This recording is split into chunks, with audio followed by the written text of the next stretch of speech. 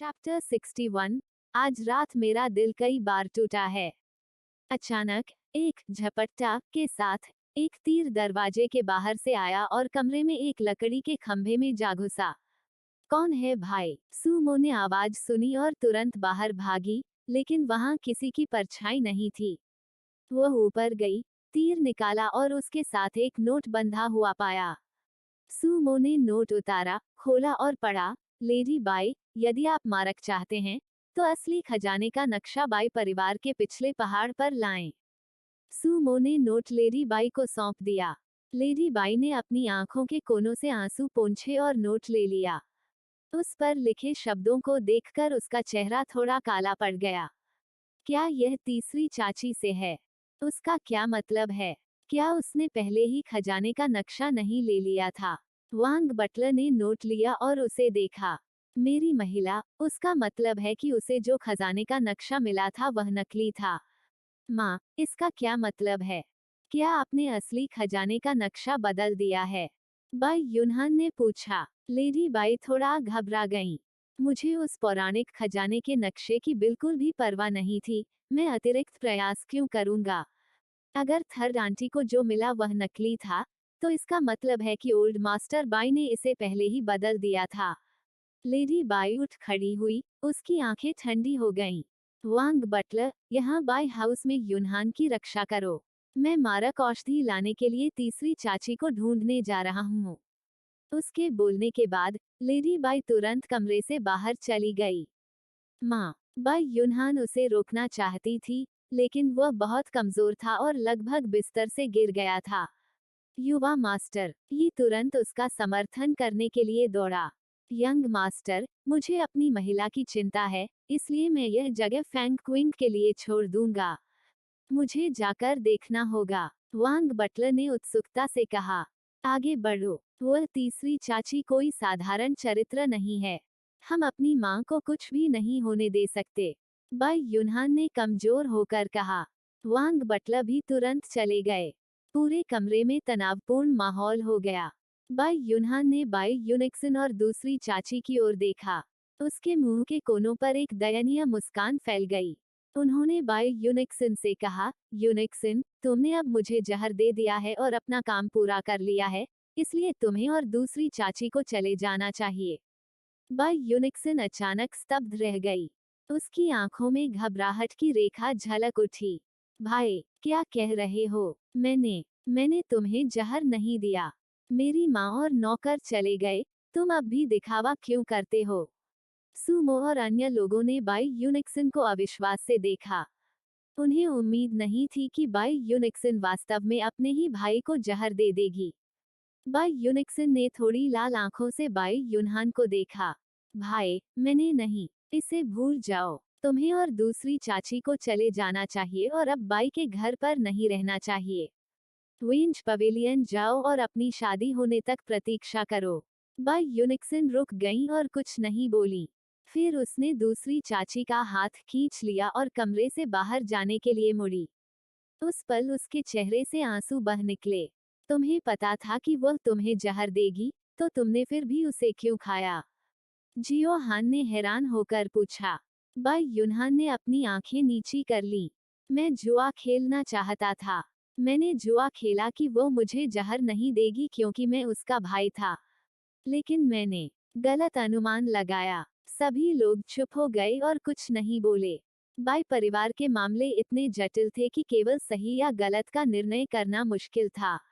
आप सभी जा सकते हैं। मैं कुछ समय के लिए अकेला और शांत रहना चाहता हूँ। बाई युनहान ने कहा। इसके बाद बाकी लोग कमरे से चले गए। सिस्टर ली, क्या हमें वापस जाना चाहिए? सुमो ने पूछा। सांगली रुक गए। आइए थोड़ा इंतजार करें, जब तक लेडी बाई दवा लेकर वापस नहीं आ जाती। फिर हम चले जाएंगे। अगर बाई युनहान को कुछ होता है, तो कम से कम जियो हान यहाँ है। सुमो ने इसके बारे में सोचा और महसूस किया कि उन्हें भी वहीं रहना चाहिए। जब से वे इस दुनिया में आए, वू यंग के अलावा बाई युनहान दूसरे व्यक्ति थे जिन्हें वे जानते थे। और बाई युनहान ने हमेशा उनके साथ अच्छा व्यवहार किया था, इसलिए वह भी नहीं चाहती थी कि उसके साथ कुछ हो। अरे, लेडी बाई ने पहले जो कहा उसे सुनकर मुझे किसी तरह लगता है कि ओल्ड मास्टर बाई को वही मिला जिसकी वह हकदार थी।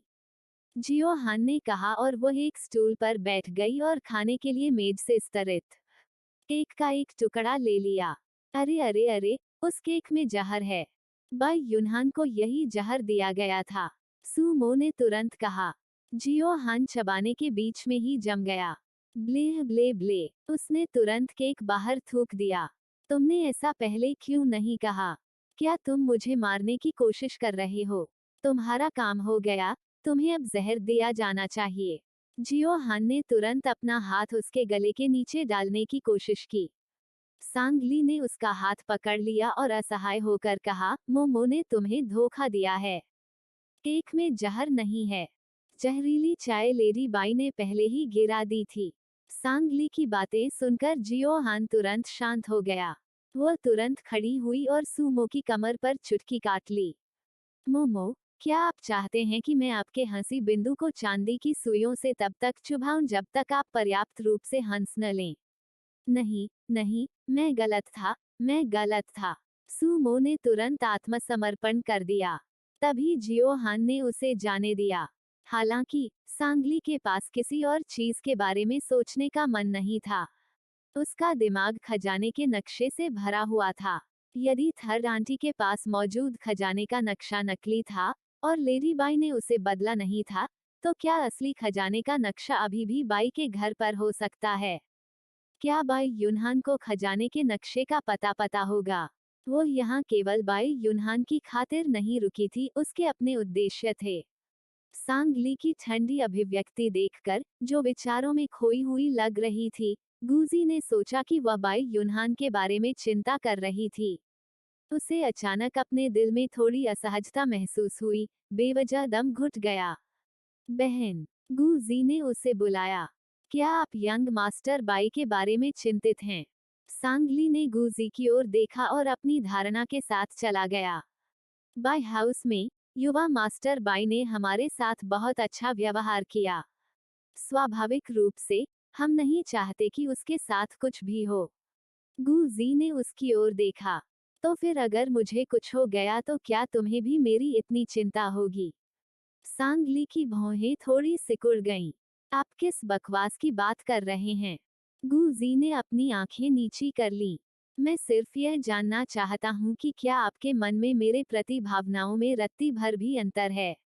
बिल्कुल भी नहीं, सांगली ने निर्णायक उत्तर दिया।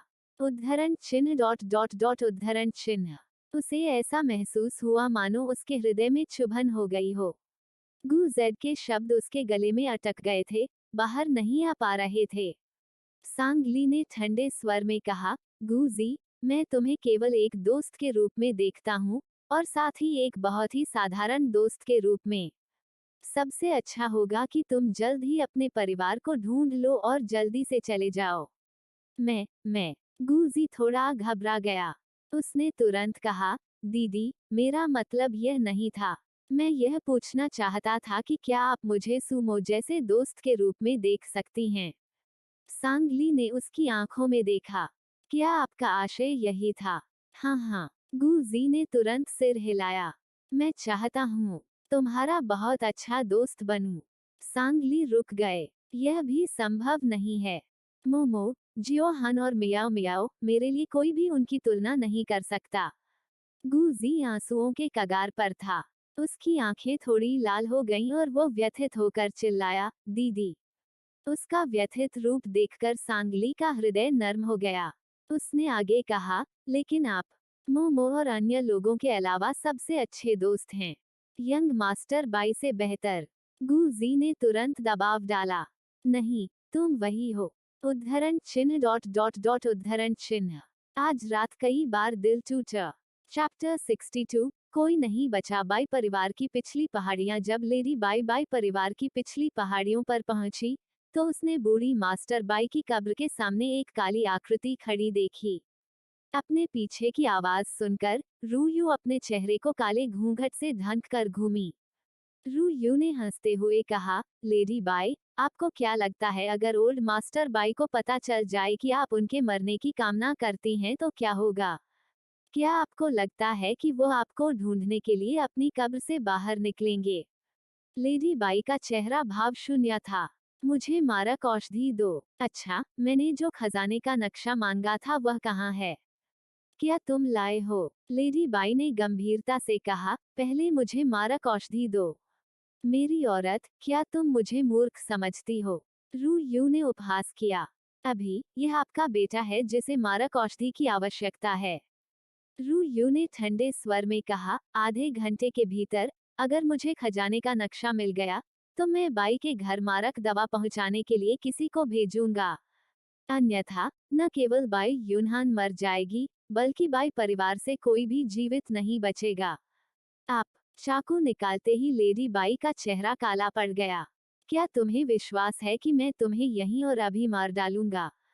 मेरे मार्शल आर्ट कौशल का आपके मुकाबले कोई मुकाबला नहीं है, लेकिन अगर मैं मर गया, तो बाई परिवार में हर कोई मृत्यु में मेरे साथ होगा।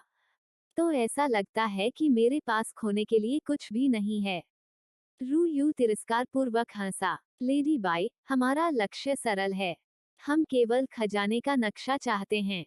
बाई परिवार में सभी के जीवन के बदले में खजाने का नक्शा। यह आपके लिए कोई बुरा सौदा नहीं है ना? दरअसल, लेडी बाई को खजाने के नक्शे की बिल्कुल भी परवाह नहीं थी। लेकिन अब उसे पता नहीं था कि असली कहाँ है। लेडी बाई की प्रतिक्रिया देखकर, रू यू को पता चल गया कि वो खजाने का नक्शा नहीं लाई है। उसका चेहरा काला पड़ गया। ऐसा लगता है कि आपके बेटे का जीवन आपके लिए ज्यादा मायने नहीं रखता। चूंकि मामला यही है, इसलिए मुझे निर्दयी होने के लिए दोष न दें। लेडी बाई ने तुरंत कहा, मुझे नहीं पता कि असली खजाने का नक्शा अभी कहाँ है। मैं आपसे वादा कर सकती हूँ कि अगर मुझे बाई के घर में असली खजाना मिल गया, तो मैं इसे आपको दे दूंगी। लेडी बाई, क्या आपको लगता है कि मैं आप पर विश्वास करूंगा? रू यू को स्पष्ट रूप से उसकी बातों पर भरोसा नहीं था। आप पहले से ही जानते थे कि मैं बाई के घर क्यों आया था। यदि आपने नक्शा नहीं बदला, तो किसने बदला? खजाने का नक्शा मेरे लिए बेकार है। मैं आपसे झूठ क्यों बोलूंगा? हम्फ। चूंकि आप नहीं जानते कि आपके लिए क्या अच्छा है, इसलिए मेरे पास कहने के लिए और कुछ नहीं है। रू यू जाने के लिए उछल पड़ा। लेडी बाई ने उसे जाने नहीं दिया और उस पर चाकू फेंक दिया। फिर उसने रू यू पर आरोप लगाया और वे लड़ने लगे। शुरुआत में रू यू का लेडी बाई से कोई मुकाबला नहीं था। और फिर वांग फू भी पिछली पहाड़ी पर पहुंचे। रू यू को दोनों ने जमीन पर गिरा दिया। मारक सौंप दो। वांग फू ने अपना चाकू रू यू की गर्दन पर रखा। लेडी बाई रू यू के शरीर की खोज करने के लिए आए, लेकिन उसे मारक औषधि नहीं मिली। क्या तुमने सोचा कि मैं इतना मूर्ख था कि मुझ पर मारक ले गया? लेडी बाई, खजाने का नक्शा सौंप दो। हम बाई परिवार से किसी को चोट नहीं पहुंचाएंगे। अन्यथा, अपने बेटे की लाश लेने के लिए तैयार हो जाओ। रू यू ने शातिराना ढंग से कहा। अचानक, कई विलो पत्ती डाट्स अंधेरे से बाहर निकले। मेरी महिला, सावधान रहो। दोनों जल्दी से चकमा देकर भाग गए। उनके ध्यान भटकने का फायदा उठाते हुए, रू यू ने तुरंत संघर्ष किया और अंधेरे में गायब हो गई। लेडी बाई का चेहरा काला पड़ गया। जल्दी से बाई हाउस वापस आ जाओ। बाई हाउस जियो हान मेज पर हाथ रखकर कुर्सी पर बैठी ऊँघ रही थी। उसके बगल में, सूमो ने अपना चेहरा उसके हाथ पर झुका दिया और एकटक घूर रही थी। वह सोच रही थी कि वो यंग कब वापस आएगी। जियो हान को कुर्सी पर ऊँघते हुए देखकर फैंग क्विंग ने तुरंत अपना कोट उतार दिया और चुपचाप उसे उसके ऊपर डाल दिया। आह, क्या लेडी बाई वापस आ गई है? जियो हान चौंक कर जाग गया। फैंग किंग काफी शर्मिंदा था। मेरी महिला अभी तक वापस नहीं आई है। मिस जियो, यदि आप थकी हुई हैं, तो पहले अतिथि कक्ष में आराम क्यों नहीं करती? बस चीजें यहीं हमारे पास छोड़ दें। जियो हान ने उदासीनता से अपना हाथ हिलाया। यह ठीक है। आपने मुझे डरा दिया और तुरंत जगा दिया। उद्धरण चिन्ह डॉट डॉट डॉट उद्धरण चिन्ह। सांग ली ने किनारे पर कहा, इतना समय हो गया है और लेडी बाई अभी भी वापस नहीं आई है। उसके पास खजाने का नक्शा नहीं था। मुझे चिंता है कि उसे मारक दवा नहीं मिली होगी। आह, सूमो उठ खड़ी हुई। फिर हमें क्या करना चाहिए? क्या मुझे पीछे की पहाड़ी पर जाकर देखना चाहिए? जैसे ही उसने बोलना खत्म किया, आंगन से अचानक आवाजें आने लगीं। यह सोचकर कि यह लेडी बाई लौट रही है, वे तुरंत दरवाजे पर चले गए। लेकिन उन्होंने काले कपड़े पहने नकाबपोश लोगों के एक समूह को छत से आंगन में आते देखा। वे सभी तलवारों से लैस थे। छोड़ो, कोई नहीं, जीवित। बिना किसी देरी के काले कपड़े पहने लोगों के समूह ने यार्ड में गार्डों को युद्ध में शामिल कर लिया। यह देखकर सुमो ने तुरंत जियोहान और सांगली को कमरे में खींच लिया। सिस्टर ली, आप और लिटिल हान चाहे कुछ भी हो, अंदर ही रहें। गुजी, उन पर नजर रखें और उन्हें बाहर न जाने दें। ठीक है, गुजी ने तुरंत जवाब दिया। बोलने के बाद सुमो बाहर चली गई और दरवाजा बंद कर दिया। सुसु, जियोहान और सांगली भयभीत थे। वे दरवाजा खोलना चाहते थे लेकिन गुजी ने उनका रास्ता रोक दिया। यंग मिस, सिस्टर सू ने कहा कि आप बाहर नहीं जा सकती। सांगली शांत होने से पहले एक पल के लिए झिझकी। वे काले कपड़े पहने हुए व्यक्ति स्पष्टतः कोई सामान्य व्यक्ति नहीं थे। चूंकि उन्हें खजाने का नक्शा नहीं मिला, तो क्या वे बाई परिवार के सभी लोगों को मारने आए थे? इस समय कमजोर बाई यूनहान भीतर के कमरे से बाहर चली गई। मिस सांग, क्या हो रहा है? मास्टर बाई, बाहर मत जाओ।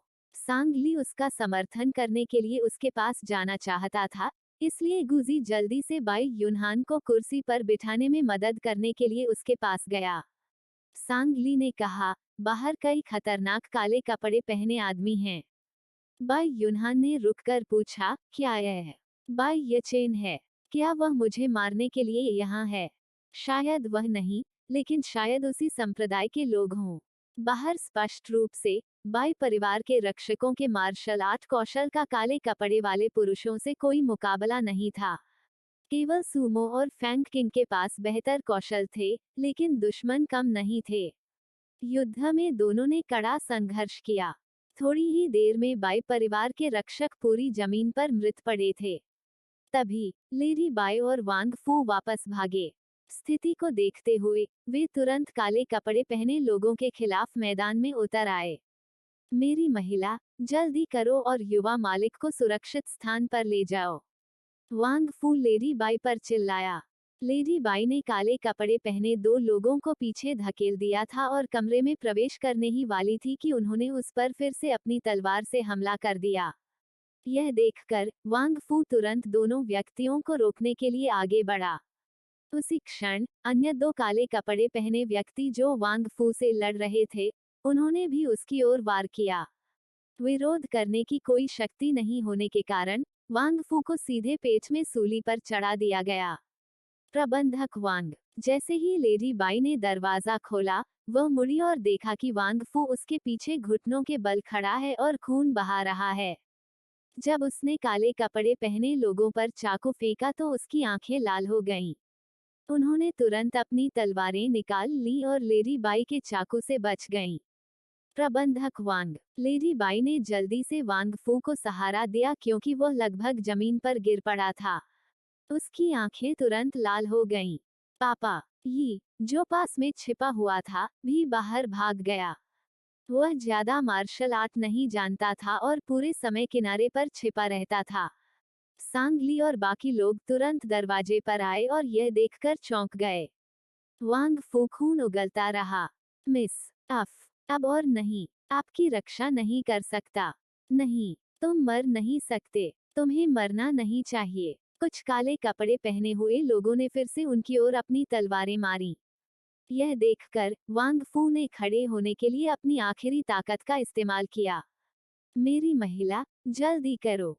वांग फू ने लेडी बाई को जबरदस्ती कमरे में धकेल दिया और तुरंत दरवाजा बंद कर दिया, अपने शरीर से उसे बंद कर दिया। वांग फू के शरीर में एक साथ कई तलवारें घुस गईं। उसका पूरा शरीर खून से लथपथ हो गया। चैप्टर 63, मोमो, आखिरकार तुमसे मुलाकात हुई। पिताजी, यी की आंखों में खून उतर आया था और वह तुरंत आगे बढ़ी और वांग फू को गले लगा लिया। जैसे ही काले कपड़े वाले आदमी की तलवार यी के शरीर को छेदने वाली थी, सुमो, जो ज्यादा दूर नहीं थी उसने तुरंत काले कपड़े वाले आदमी से लड़ना बंद कर दिया।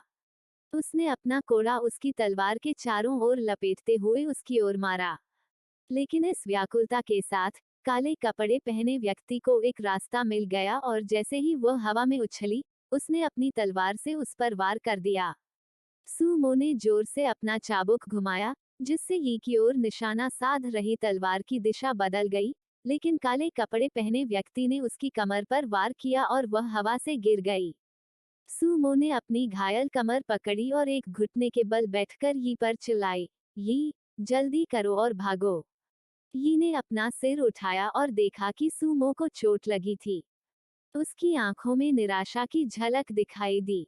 वह तुरंत खड़ा हुआ और वांग फू की तलवार उठा ली। मैं तुम लोगों से लड़ूंगा। यी ने उन पर जमकर आरोप लगाए। काले कपड़े पहने व्यक्ति ने चतुराई से यी की तलवार को चकमा दे दिया। हवा में घूमते हुए उसने यी के हाथ से तलवार छीन ली। यी कुछ कदम लड़खड़ाकर पीछे हट गया। अगले ही पल काले कपड़े पहने आदमी की तलवार सीधे यी के दिल में घुस गई। यी सूमो ऊपर उड़ी, अपना कोड़ा मारा और सीधे काले कपड़े पहने आदमी के चेहरे पर वार किया। सूमो ने काले कपड़े पहने व्यक्ति को मार गिराया और यी के शरीर से तलवार भी निकाल ली। जैसे ही यी ने घुटने टेके तो खून की धारा बहने लगी। यी सूमो तुरंत उसका समर्थन करने गई। यी फैंग क्विंग ने भी उड़ान भरी और पास में काले कपड़े पहने कुछ लोगों का सामना किया। काले कपड़े पहने अन्य लोगों ने पहले ही दरवाजा तोड़ दिया था और लेडी बाई और अन्य लोगों की तलाश के लिए अंदर चले गए। सिस्टर सू, मैं बेकार हूँ, तुम्हें शामिल कर लिया। यी के रुक रुक कर खून बहने वाले शब्दों ने सूमो की आंखें लाल कर दी। क्या मैंने तुम्हें पहले जाने के लिए नहीं कहा था? तुम बाहर क्यों आए? यी के चेहरे से आंसू बह निकले। सिस्टर सू, मैंने बाई हाउस के पिछवाड़े में आपके लिए बहुत सारी मिर्चें लगाईं। मैं इससे पहले कि वह बोलना समाप्त कर पाता, खून की एक आखिरी धार निकली और यी ने धीरे से अपनी आंखें बंद कर लीं। सूमो ने उसे पकड़ रखा था और उसके चेहरे से लगातार आंसू बह रहे थे। उनके बगल में फैंग क्विंग की आंखें भी लाल हो गईं। तभी जो कुछ लोग दूसरों की तलाश में अंदर गए थे वे फिर से बाहर आ गए। वे गायब हो गए हैं। वे किसी गुप्त मार्ग से भाग गए होंगे। जाओ उन्हें ढूंढो। बाकी लोग खजाने का नक्शा देखने के लिए बाई हाउस में रुकें। हाँ, काले कपड़े पहने कुछ आदमी तुरंत उड़ गए। वू सी, हमें इन दोनों के साथ क्या करना चाहिए? वू सी ने सूमो और फैंग क्विंग की ओर देखा और ठंडे स्वर में कहा, उस आदमी को मार डालो। औरत को रखो। काले रंग के कुछ लोगों ने संयुक्त रूप से सूमो और फैंग क्विंग पर हमला किया। मिस सू, जल्दी करो और जाओ। मैं उन्हें रोक लूंगा, फैंग क्विंग ने तुरंत कहा। सूमो की आंखें दुष्टता से भर गईं। उसने अपना चाबुक कसकर पकड़ लिया, खड़ी हो गई और जोर से चाबुक मारा। कोड़ा वूसी के चेहरे की ओर मारा गया। वूसी ने इससे बचने के लिए अपने शरीर को पलटा और चाबुक उसके चेहरे से टकराकर काला नकाब उतर गया। यह तुम फिर से हो? उस आदमी की शक्ल देखकर सूमो ने तुरंत उसे पहचान लिया कि वह उन लोगों में से एक है जिसने उसे पकड़ लिया था, जिसके चेहरे पर चोट के निशान थे। हम्फ, वू यंग आपके लिए डाक कैबिनेट छोड़ना चाहता था। मैं उसके यातना और अपंग होने, बेकार होने की प्रतीक्षा कर रहा हूँ। वू सी ने शातिराना ढंग से कहा।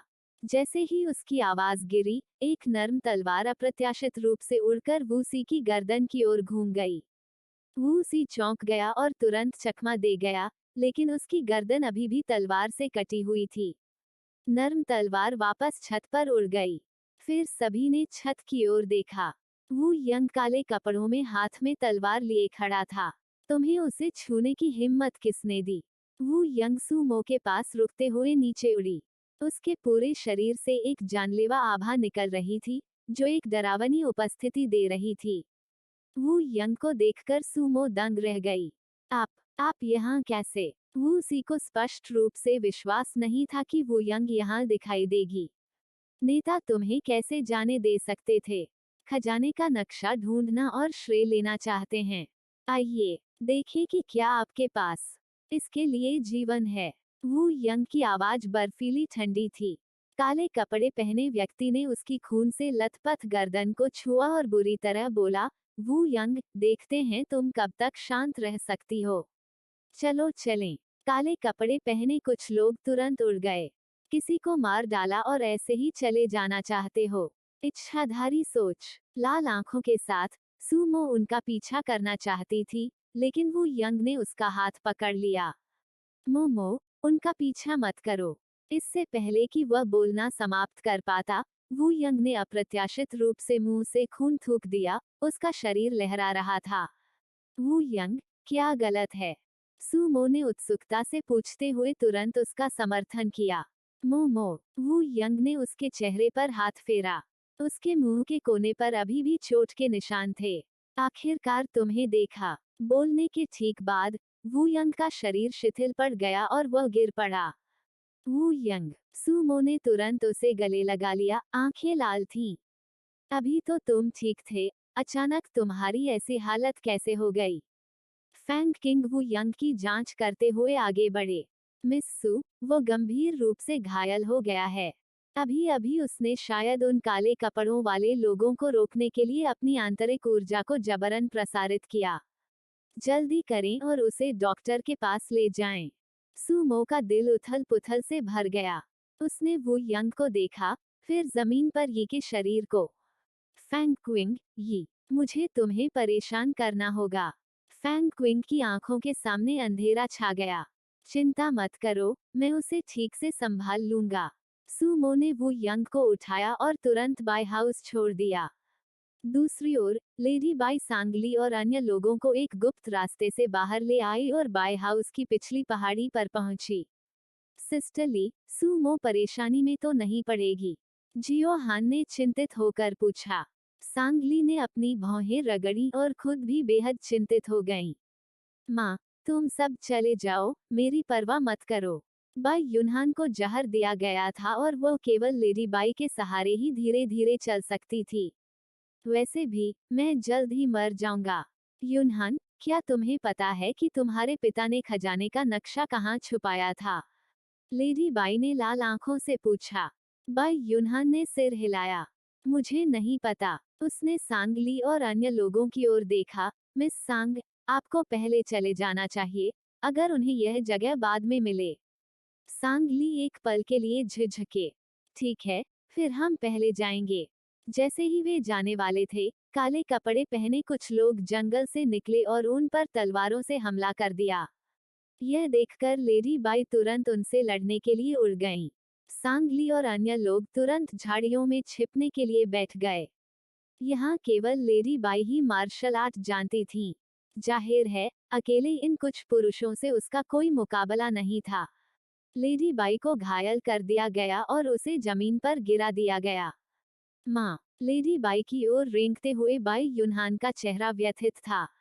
लेकिन इससे पहले कि बाई युनहान रेंग पाती, काले कपड़े पहने एक व्यक्ति ने बाई युनहान पर अपनी तलवार से हमला कर दिया। युनहान, लेडी बाई ने बाई युनहान के सामने अवरोध करते हुए जबरदस्ती उड़ान भरी। तलवार लेडी बाई के शरीर में जा धंसी। माँ, बाई युनहान पीड़ा से चिल्लाई। झपट्टा मारकर झाड़ियों से एक छोटा तीर निकला, जो सीधे काले कपड़े पहने आदमी के दिल में जा लगा। वह तुरंत जमीन पर मृत होकर गिर पड़ा। यह देखकर काले कपड़े पहने अन्य लोग तुरंत हमला करने के लिए सांगली और अन्य की ओर उड़ गए। दीदी, सावधान रहना। गुजी ने तुरंत सांगली को नीचे धकेल दिया, साथ ही जियोहान भी उसके बगल में था। काले कपड़े वाला आदमी उनसे चूक गया। हवा में घूमते हुए वह उन पर वार करके नीचे गिरा। गुजी तुरंत लुढ़क गया और सांगली को पूरी तरह से अपने आलिंगन में ढाल लिया। तलवार उसकी पीठ और दाहिने कंधे को भेद गई। पफ, एक कौर खून सांगली के सिर पर बह गया। गुजी। चैप्टर 64। गुजी वह मार्शल आर्ट कर सकता है। काले कपड़े पहने उस आदमी ने अपनी तलवार निकाली और फिर से वार करने ही वाला था कि अचानक मुट्ठी भर सफेद पाउडर उसके सामने गिर गया।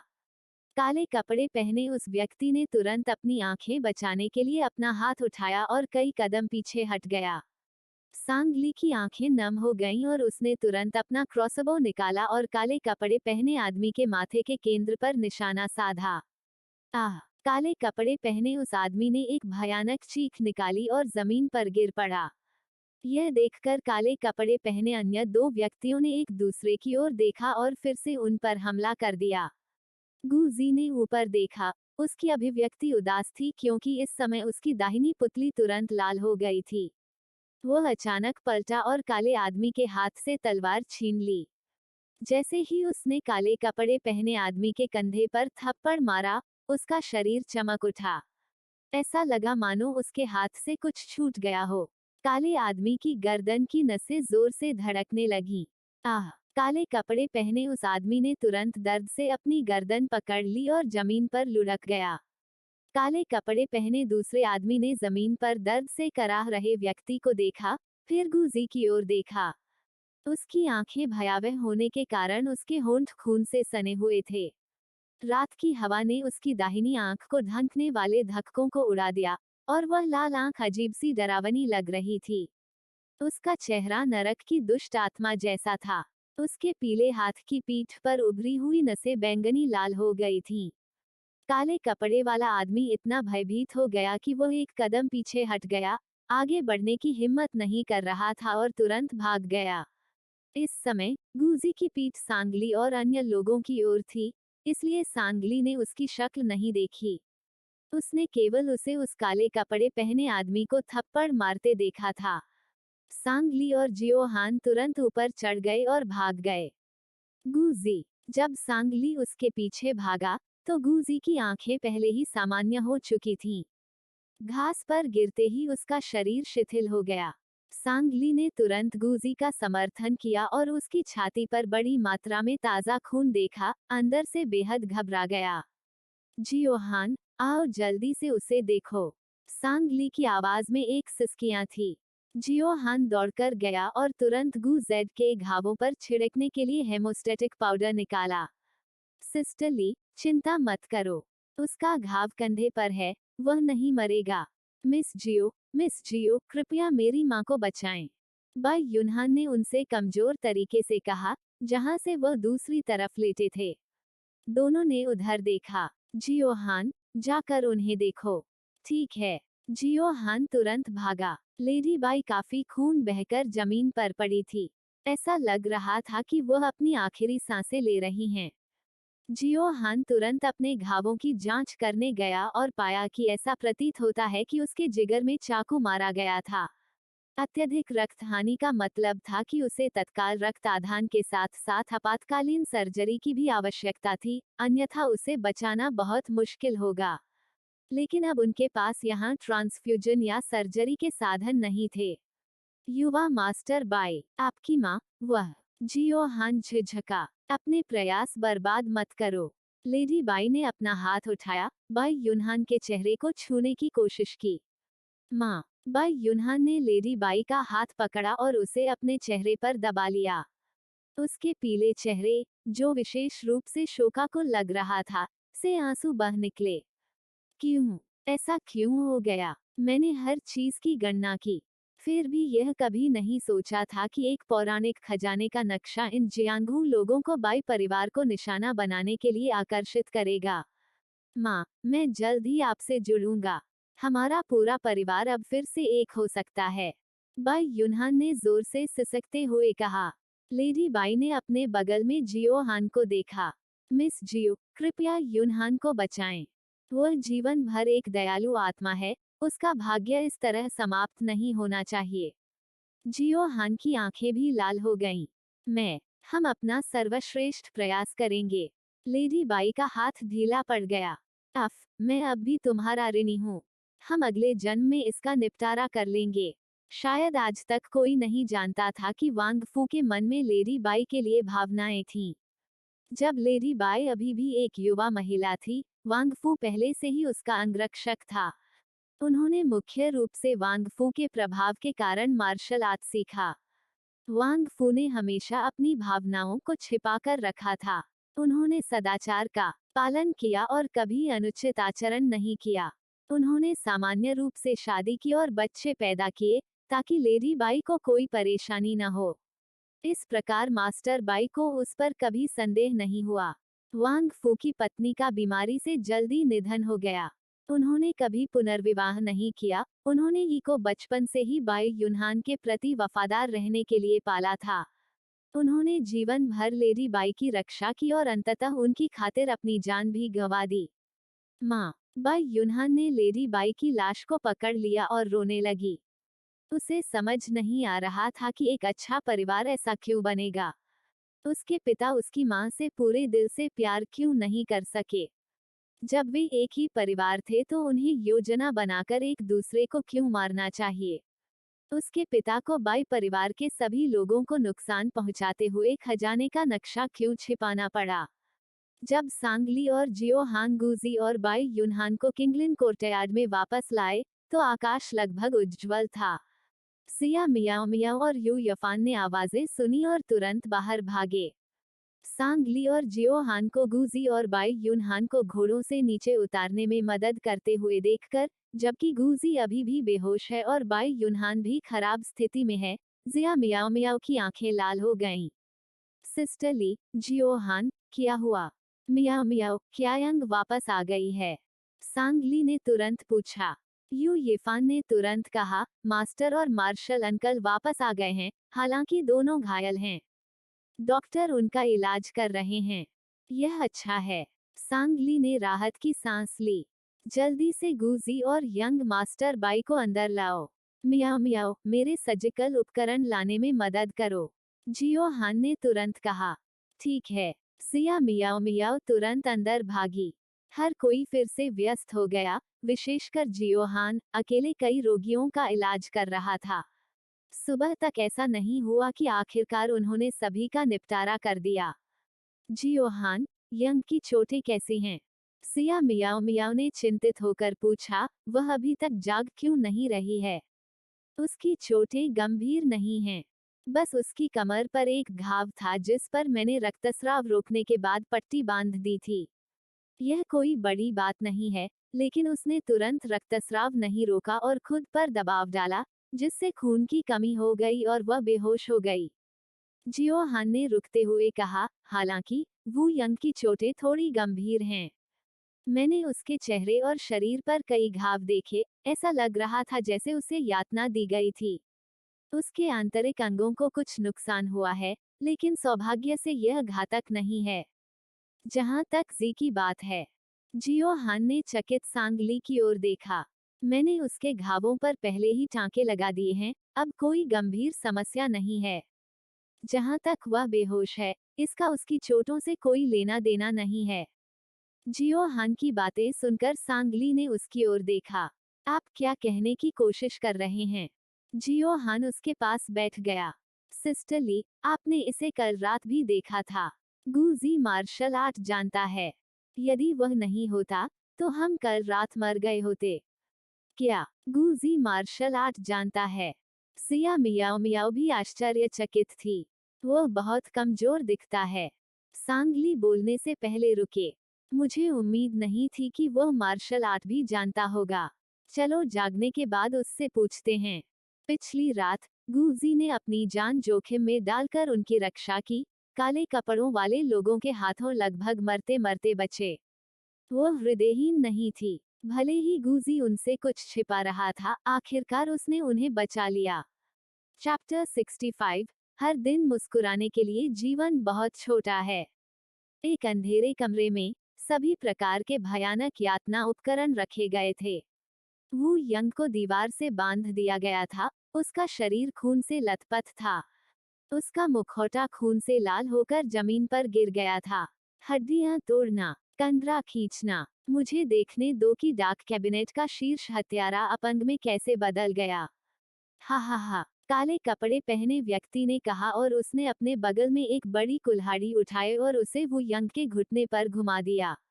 आह, सुमो चौंक कर उठी, अपने बिस्तर से अचानक उठ बैठी। उसका माथा पसीने से लथपथ था। उसका दिमाग साफ होने से पहले वह एक पल के लिए शून्य में देखती रही। तभी उसे एहसास हुआ कि उसे एक बुरा सपना आया था। उसने अचानक कुछ सोचा और तुरंत बिस्तर से उठ गई।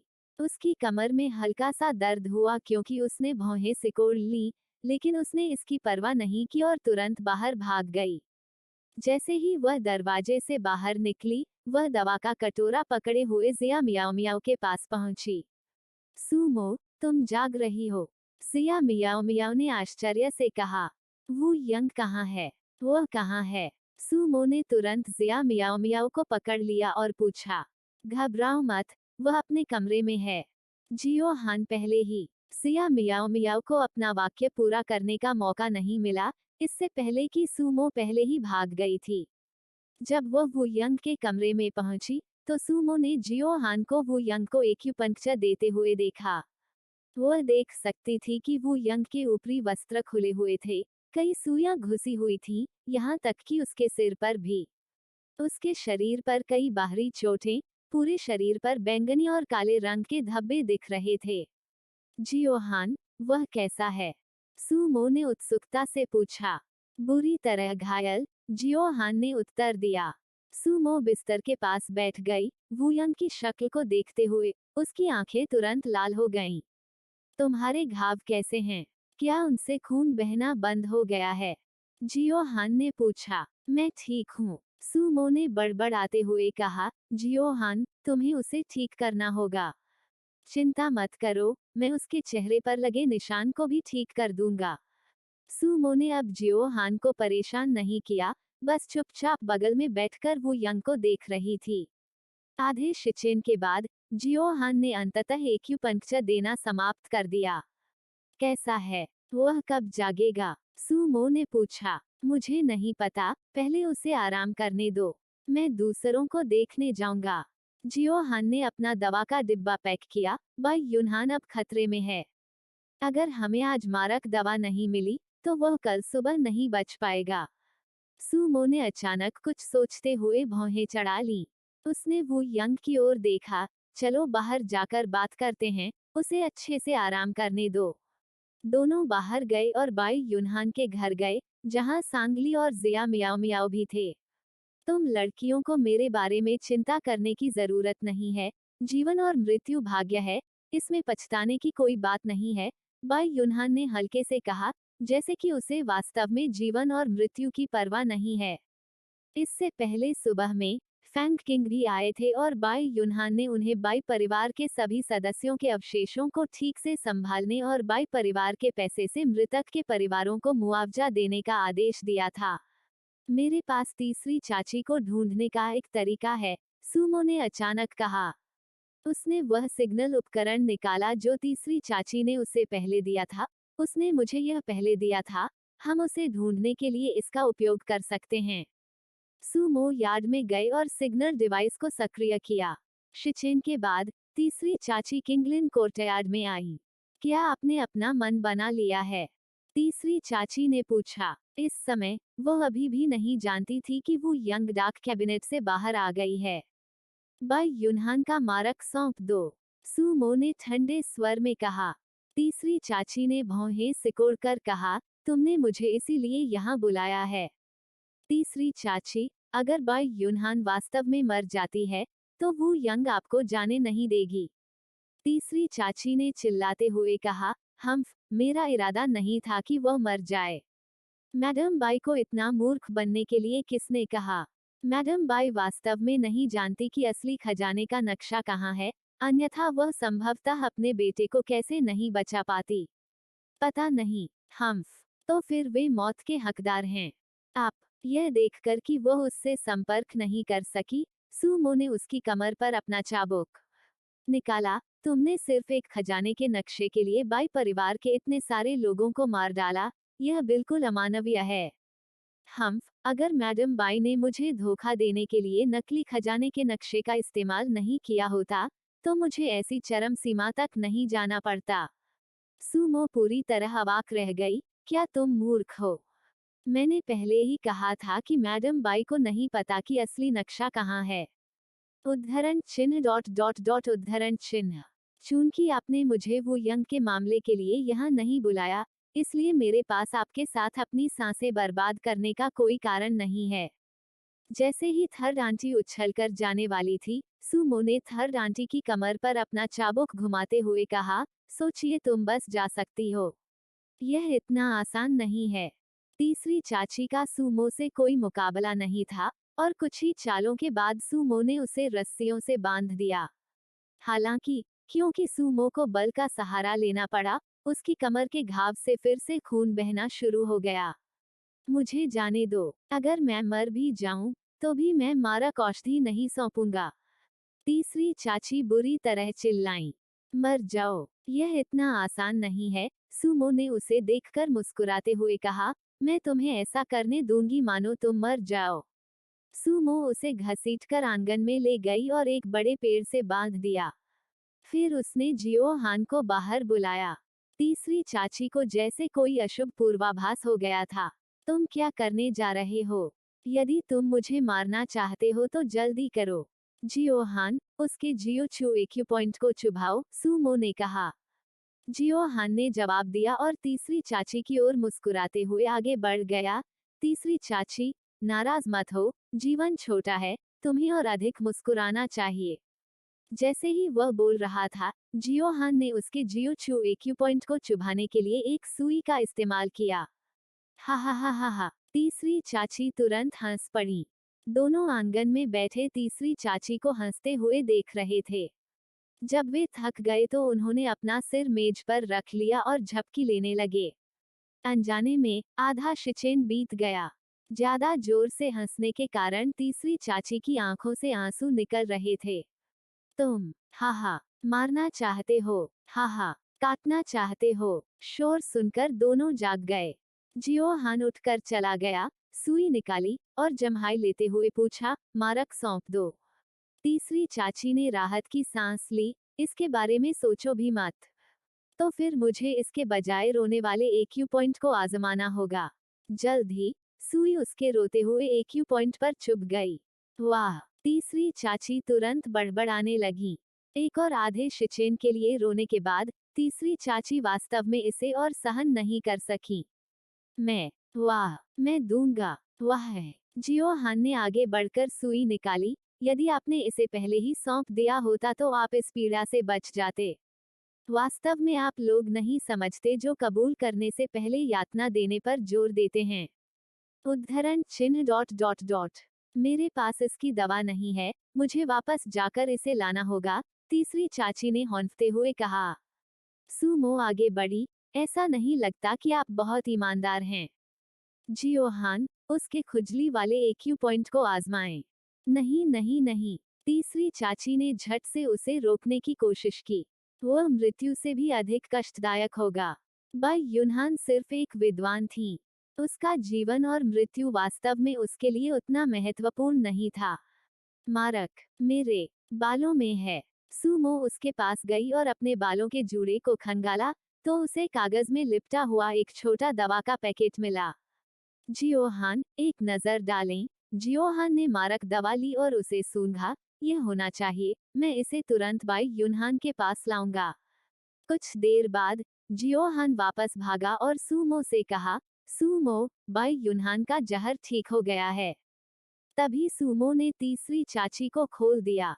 तीसरी चाची ने आंगन से तेजी से भागने से पहले उन्हें तीखी नजरों से देखा।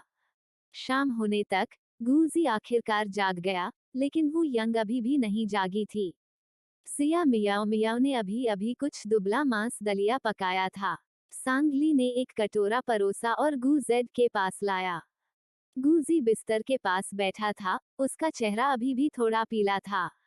वह शून्य भाव से सामने की ओर देखता रहा, ऐसा लग रहा था जैसे वह सोच में खो गया हो। गूजी, सांगली की आवाज ने गूजी को वास्तविकता में वापस ला दिया। गूजी ने तुरंत सांगली की ओर देखा, उसके मुंह के कोने मुस्कुराहट में बदल गए, उसकी आवाज थोड़ी कर्कश थी।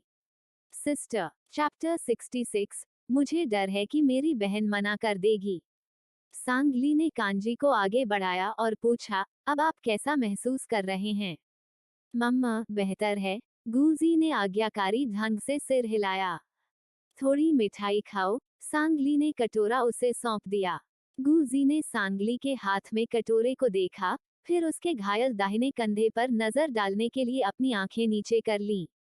वह कांजी का कटोरा लेने के लिए अपने बाएं हाथ की ओर बढ़ा और अपने दाहिने हाथ से चम्मच लेने की कोशिश की, लेकिन इस हरकत से उसके दाहिने कंधे पर घाव हो गया। वह थोड़ा सा घबरा गया और उसका हाथ फिर से नीचे गिर गया। बहन, मेरे हाथ में ताकत नहीं है। मैं अभी नहीं खाऊंगा। गुजी ने अपनी आंखें नीची कर लीं। उनके इस अंदाज को देखकर सांगली ने दोबारा उनके हाथ से कटोरा ले लिया। गुजी ने सोचा कि सांगली उसे खाना खिलाएगा और कुछ हद तक प्रसन्न महसूस कर रहा था। लेकिन इसके बजाय सांगली ने कहा, मैं इसे पकड़ लूंगा, आप अपने बाएं हाथ से स्कूप कर सकते हैं। गुजी अवाक रह गया। क्या उसकी बहन को खाना खिलाना इतना मुश्किल था? लेकिन गुजी ने कुछ नहीं कहा। उसने अपने बाएं हाथ से चम्मच उठाया और एक चम्मच कौंगी अपने मुंह में ले आया। जैसे ही उसने चम्मच मुंह में डाला, चम्मच बिस्तर पर गिर गया। मुझे बाएं हाथ से खाने की आदत नहीं है, गुजी ने परेशान होकर कहा। सांगली ने आह भरी, गिरा हुआ चम्मच उठाया। यहाँ रुको, मैं युआन यफान को तुम्हें खाना खिलाने के लिए बुलाता हूँ। परेशान मत हो। गुजी ने उसे जाने से रोकने के लिए उसका हाथ पकड़ लिया। कुछ और कोशिशों के बाद मुझे इसकी आदत हो जाएगी। अगर तुम चाहते हो कि मैं तुम्हें खाना खिलाऊं, तो बस इतना ही कहो। इसके बारे में मेरी परीक्षा क्यों लेते रहते हो? सांगली ने उसकी ओर देखा। मुझे डर था कि तुम मना कर दोगे। गुजी ने दुखी होकर अपने होंठ काटे।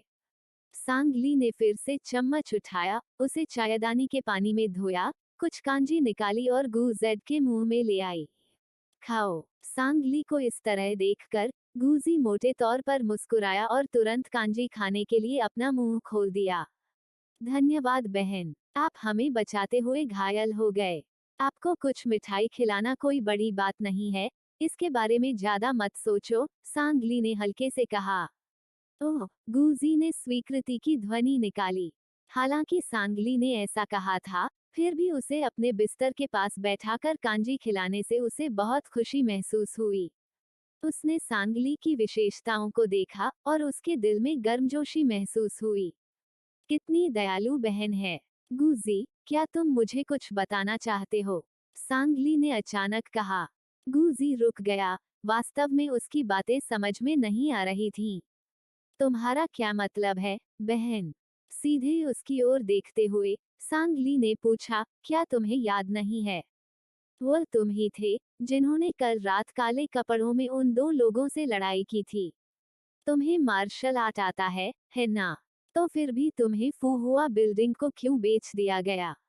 गुजी आश्चर्यचकित था। वह मैं ही था जिसने काले कपड़ों वाले दो लोगों को भगाया था। मुझे वह बिल्कुल भी याद नहीं है। सांगली ने यह देखने के लिए अपनी आंखों की जांच की कि क्या वह झूठ बोल रहा है, लेकिन केवल भ्रम देखा। तुम्हें सचमुच याद नहीं है? तुमने एक आदमी को थप्पड़ मारा और दूसरे को डरा दिया। गुजी ने बहुत सोचा, लेकिन उसे केवल यह याद आया कि उसने तलवार को रोकने के लिए खुद को सांगली के सामने फेंक दिया था। उसके बाद क्या हुआ, इसके बारे में उसे कुछ भी याद नहीं है। बहन, मुझे सच में याद नहीं है। गुजेड के तरीके को देखकर सांगली को पता चल गया कि वह झूठ नहीं बोल रहा है। अगर तुम्हें याद नहीं है तो भूल जाओ। अपनी चोट से उबरने पर ध्यान दो। सांगली ने गुजी को आखिरी चम्मच कौंजी खिलाए और हाथ में कटोरा लेकर जाने के लिए उठ गया। बहन, गुजी ने उसे फिर से पकड़ लिया। मैंने वास्तव में याद न रखने के बारे में झूठ नहीं बोला। मैं आपसे कभी झूठ नहीं बोलूंगा। मैं समझता हूँ। अच्छे से आराम करो। सांगली ने धीरे से अपना हाथ हटाया और बाहर चला गया। उसे वापस जाते हुए देखकर गुजी ने निराशा से अपनी आंखें नीचे कर लीं। क्या वह मार्शल आर्ट जानता था? उसने वास्तव में उन दो काले कपड़ों वाले व्यक्तियों को हराया। क्या वह सचमुच इतना सक्षम था? उसने देखने के लिए हाथ उठाया। उसकी गोरी कलाई पर नसें उभरी हुई थीं, लेकिन वह सामान्य लग रही थी।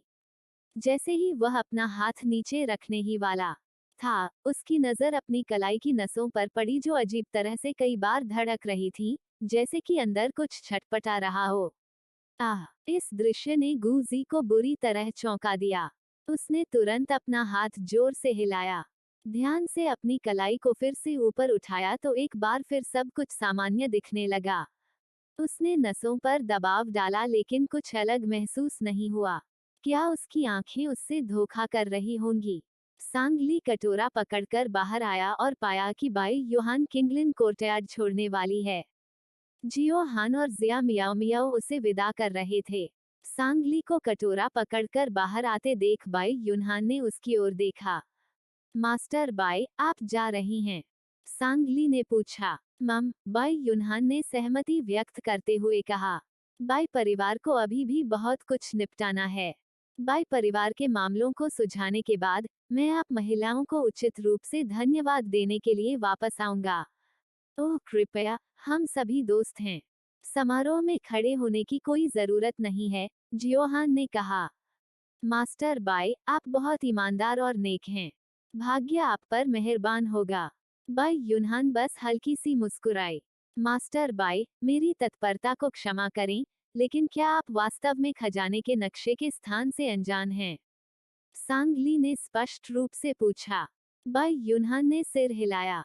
मुझे नहीं पता। उसने उत्सुकता से सांगली की ओर देखा। मिस सांग, ऐसा लगता है कि आप इस मानचित्र में काफी रुचि रखती हैं। महिलाओं ने नजरों का आदान प्रदान किया।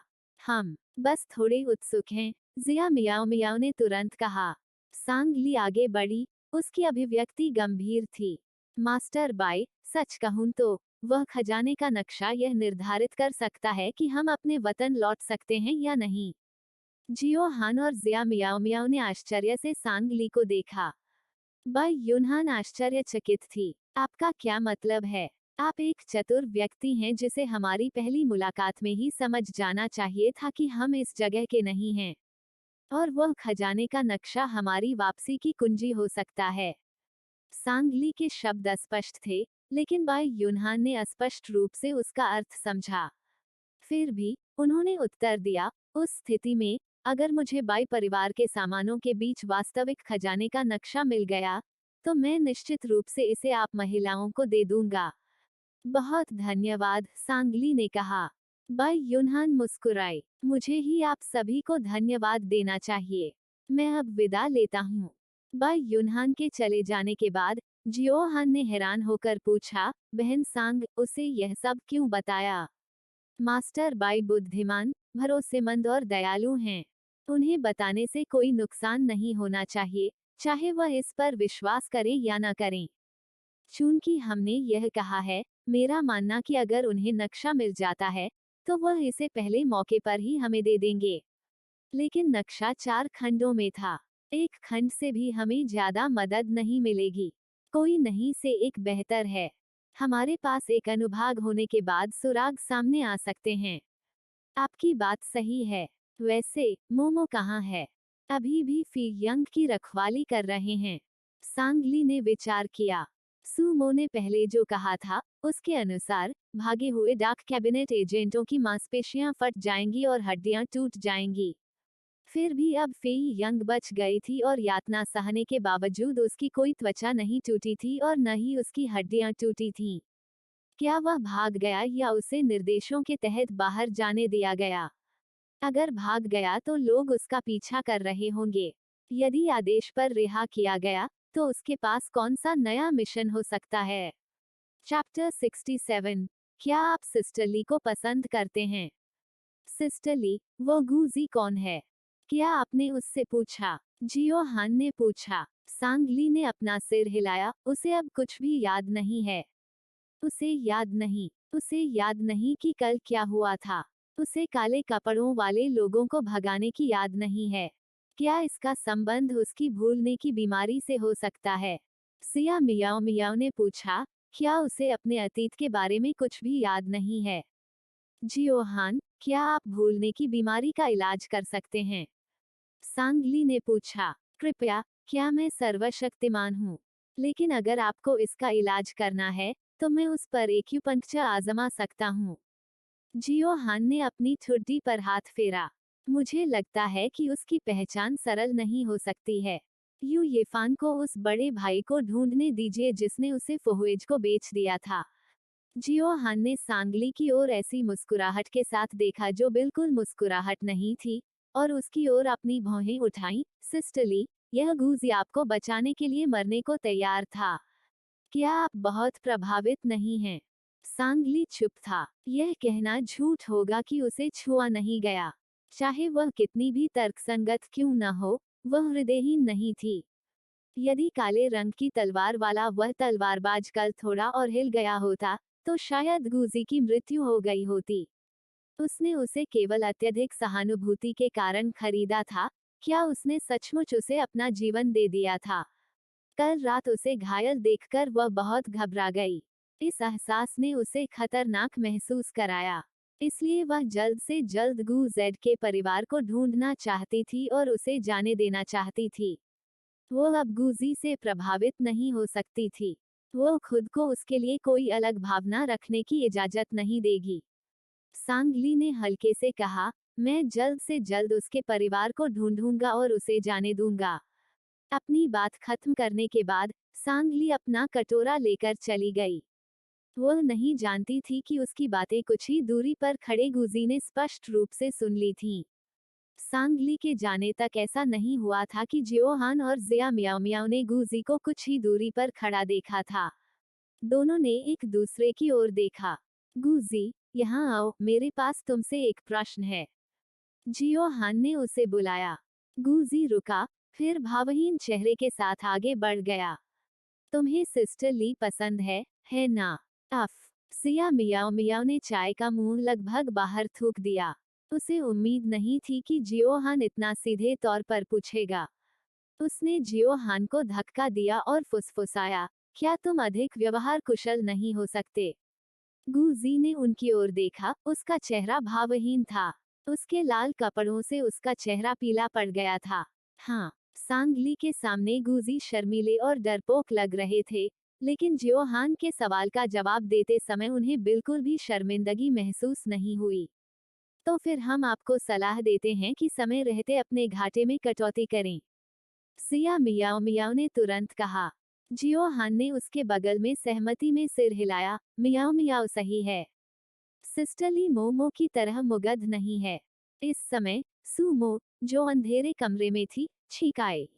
गूजी ने अपनी आंखें थोड़ी नीचे झुका ली और कुछ नहीं कहा। वह संभवतः समय रहते अपने घाटे को कैसे कम कर सकता था। वह पहले से ही बहन का था। बहन ने उसे खरीद लिया, इसलिए उसे जीवन भर बहन का पालन करना पड़ा। आप देखिए, बाई यूनहान आपके लिए एक मिसाल है। सिस्टरली बहुत स्पष्ट विचारों वाली है। उसके लिए यहाँ प्यार में पड़ना असंभव है। जियोहान ने जोड़ा, हाँ, जितनी जल्दी हो सके अपने परिवार को ढूंढो और सिस्टरली को छोड़ दो। गूजी ने अपनी आंखें थोड़ी ऊपर उठाईं, उसका चेहरा थोड़ा उदास था। वह उठा और बिना पीछे देखे कमरे में वापस चला गया। अरे, हमने उसे प्यार से सलाह दी, उसका रवैया क्या है? जियोहान ने असंतोष में कहा, अंत में तुम ही रोओगे। सिया मियाओ मियाओ ने जियोहान की खिंचाई की और कहा, इसे भूल जाओ। उसने अभी सिस्टरली के शब्द सुने हैं और उसका मूड खराब होगा। इस सांसारिक दुनिया में पूछना कि प्यार क्या है, यह सीधे लोगों को कचरा बनना सिखाता है। फफ। सिया मियाओ मियाओ जोर से हंसने से खुद को नहीं रोक सकी। जियोहान, मैं वास्तव में इस बात का इंतजार कर रहा हूँ कि जब आप किसी के प्यार में पड़ेंगे तो आप कैसी होंगी। यह कैसा हो सकता है? फिर भी एक नाक और एक आंख। जियोहान ने चिल्लाकर कहा। दो नाक, एक आंख। जियोहान ने रुककर सुधार किया, दो आंखें, एक नाक, एक मुंह। अगर मैं किसी और के प्यार में पड़ जाता, तो क्या मैं यहाँ एक अतिरिक्त आंख उगा सकता था? जियोहान ने अपनी भौं की ओर इशारा किया, तब मैं बन जाऊंगा। इरलांगशेन, आप लोगों को यह देखने में मदद करने का अधिकार है कि आपके बॉयफ्रेंड के दिलों में कितनी महिलाएं हैं। हा हा हा हा। सिया मियाओ मियाओ जियोहान के मजाक पर जोर से हंसा। वू यंग 3 दिन बाद जागी। जब उसकी नींद खुली तो शाम हो चुकी थी। बाहर का आंगन डूबते सूरज की रोशनी में लाल रंग में रंगा हुआ था। बची हुई धूप कमरे में फैल गई, जिससे पूरा कमरा गर्म महसूस होने लगा। वू यंग ने अपनी आंखें खोली और उसका हाथ अनजाने में चला गया, बस सुमो को छू गया जो बिस्तर के पास सो रहा था। उसने अपना सिर घुमाया और पहली चीज जो उसने देखी वह सुमो का गोरा रंग था। उसने अनजाने में अपने होंठ टेढ़े कर लिए और काफी देर तक उसके चेहरे को देखता रहा। उसने अपनी उंगलियां घुमाई, धीरे से उसके मुलायम गुलाबी होंठों को सहलाया। सुमो को अपने होठों पर खुजली महसूस हुई और इस प्रक्रिया में उसने सहज रूप से एक हाथ पकड़ लिया। कौन? सुमो चौंक कर जाग गई। यह कौन है? वू यंग ने अपने मुंह का कोना खींचकर उसकी ओर देखा। मोमो, क्या तुम अपने पति की हत्या करने की कोशिश कर रही हो? सुमो ने एक पल के लिए स्तब्ध होकर वू यंग की ओर देखा। अगले ही पल उसने उत्सुकता से उसका हाथ पकड़ लिया और उत्साह से कहा, वू यंग, तुम जाग गए हो। तुम आखिरकार जाग गए। यह बहुत अच्छा है, तुम आखिरकार जाग गए। मैं तुरंत जियो हान को लेने जाऊंगी। सुमो जाने ही वाली थी, लेकिन वू यंग ने मजबूती से उसका हाथ पकड़ लिया। मोमो, मत जाओ। मैं नहीं जाऊंगा, मैं जियो हान को तुम्हारी जांच करने के लिए बुलाऊंगा। सुमो ने तुरंत कहा, मैं अब ठीक हूँ, यह मैं खुद महसूस कर सकता हूँ। मैं नहीं चाहता कि तुम्हें देखते ही तुम मेरी नजरों से ओझल हो जाओ। ठीक है। सुमो बिस्तर के पास बैठ गई और उसे बैठने में मदद की। फिर मैं थोड़ी देर के लिए आपका साथ दूंगी। क्या आप उस दिन बाई परिवार से आहत थे? वू यंग ने पूछा। बस थोड़ी चोट है, इन दिनों मैं लगभग पूरी तरह ठीक हो गया हूँ। सुमो ने सच्चाई से उत्तर दिया। वू यंग ने भौहें चढ़ाई। मुझे देखने दो। ओह, मैं सचमुच ठीक हूँ। बस मेरी कमर पर एक कट है। मैं तुम्हें कैसे दिखा सकती हूँ? क्या तुम चाहते हो कि मैं अपने सारे कपड़े उतार दूं? सुमो हंसे। उद्धरण चिन्ह डॉट डॉट डॉट उद्धरण चिन्ह। वो यंग मुस्कुराई। वह अभी भी बेलगाम मोमो थी। उसने उसकी आंखों में देखा और कहा, तो फिर इन्हें उतार दो, मुझे कोई आपत्ति नहीं है। उद्धरण चिन्ह डॉट डॉट डॉट उद्धरण चिन्ह। सुमो ने उसे घूर कर देखा। आप चाहें? ठीक है। देर सबेर मैं फिर भी देखूंगा, जैसा आपने कहा था। वू यंग ने गंभीरता से कहा। उद्धरण चिन्ह डॉट डॉट डॉट उद्धरण चिन्ह। उसे कौन बता सकता है कि वास्तव में क्या गलत हुआ? क्या उसने ही वू यंग को ऐसा बनना सिखाया था? वू यंग ने अब उसे नहीं छेड़ा। मोमो, उसने उसके गाल पर हाथ फेरते हुए उसे बुलाया। उसकी आंखों ने उसके प्रति उसकी भावनाओं को उजागर कर दिया। सुमो ने भी उसकी ओर देखा, उसकी आंखें गहरी भावनाओं से भरी थीं। इस अलगाव के बाद सुमो को अंततः एहसास हुआ कि उसे वास्तव में वू यंग से प्यार हो गया है। वह अचानक झुकी और उसके होठों को चूम लिया। जब वह पीछे हटी तो उसकी आंखें कुछ लाल थीं। वू यंग, क्या यह मेरी वजह से था कि आप इतनी गंभीर रूप से घायल हो गईं? क्या आपकी पहचान मेरे साथ रहने की अनुमति नहीं है? चैप्टर 68। मोमो, मुझे खजाने का नक्शा ढूंढना होगा। वो यंग ने उसे अपनी बाहों में जकड़ लिया और धीरे से कहा, मोमो, तुम्हें इन चीजों के बारे में चिंता करने की जरूरत नहीं है, मैं उनका ख्याल रखूंगा। सुमो ने बिना एक शब्द कहे उसकी बाहों में समा लिया। वह यहाँ की नहीं थी। वह वू यंग को कैसे बता सकती थी? उसे कोई अंदाजा नहीं था कि वह कब यहाँ से गायब हो जाएगी। सुमो को अचानक कुछ ऐसा याद आया जो उसने पहले ऑनलाइन देखा था। यदि आपकी किस्मत में इस व्यक्ति के साथ न रहना लिखा था, लेकिन आप उनसे बहुत प्यार करते हैं, तो क्या आप उन्हें प्यार करने की प्रक्रिया चुनेंगे या आप बस चले जाएंगे? यह एक विवादास्पद विकल्प था जिस पर बहुत बहस छिड़ गई। यदि यह सुमो होती, तो वह निश्चित रूप से इस प्रक्रिया को चुनती। अगर वो यंग को पता होता कि वह अंततः चली जाएगी तो वह क्या विकल्प चुनता? पिछले कुछ दिनों में बाई परिवार के परिणामों पर भी ध्यान दिया गया था। जिन लोगों के रिश्तेदार होते थे, बाई यूनहान के लोग शवों पर दावा करते थे और मृतकों के परिवारों को मुआवजा देते थे। जिनके कोई रिश्तेदार नहीं थे, उन सभी को बाई परिवार के पिछले पहाड़ में दफनाया गया था। सुमो ये की कब्र के सामने खड़ी थी, उसकी आंखों से आंसू बह रहे थे। ये अपने छोटे भाई से मिलती जुलती थी। वह हमेशा उसके साथ भाई जैसा व्यवहार करती थी। फिर भी वह सुमो के ठीक सामने मर गया। यह पहली बार था जब उसने यहाँ इस तरह के नुकसान का अनुभव किया था। वू यंग ने अपनी आंखें उसके बगल में झुका ली और ये के लिए धूप जलाने के लिए आगे बढ़ गया। शायद इसलिए कि उसने बहुत सारे मरे हुए लोगों को देखा था उसके हृदय में कोई भावनात्मक उथल पुथल नहीं थी। लेकिन सुमो को इतना उदास देखकर उसे थोड़ा कष्ट भी हुआ। मिस सू, बाई युनहान आगे बढ़ा। यी ने बाई परिवार के आंगन में बहुत सारी मिर्चें लगाईं। मैंने सुना है कि वे आपके लिए थीं। मुझे पता है। युवा मास्टर बाई, कृपया किसी को उनकी देखभाल करने के लिए कहें। ठीक है। बाई युनहान सहमत हो गया और चला गया। वू यंग ने आकर सुमो का हाथ पकड़ लिया। मोमो, मैंने उसके साथ एक भाई की तरह, अपने भाई की तरह व्यवहार किया। सुमो सिसकने लगी। मेरे गृहनगर में मेरा एक भाई भी है जो काफी हद तक उसके जैसा दिखता है। मैं नहीं जानता कि तुम्हें कैसे सांत्वना दूं। वो सदैव लोगों को मारता रहा है। उन्होंने कब उन लोगों को सांत्वना दी थी जिन्होंने अपने प्रियजनों को खो दिया था? उन्हें कभी उनसे सहानुभूति भी नहीं थी। मैं ठीक हूँ। सुमो ने अपनी आंखों के कोनों से आंसू पोंछे। चलो। सुमो और वू यंग ने बाई परिवार के पिछले पहाड़ को एक साथ छोड़ दिया। वे बाई परिवार के निवास पर रुके, जहां उन्होंने पिछवाड़े में मिर्च देखी जो ई ने लगाई थी।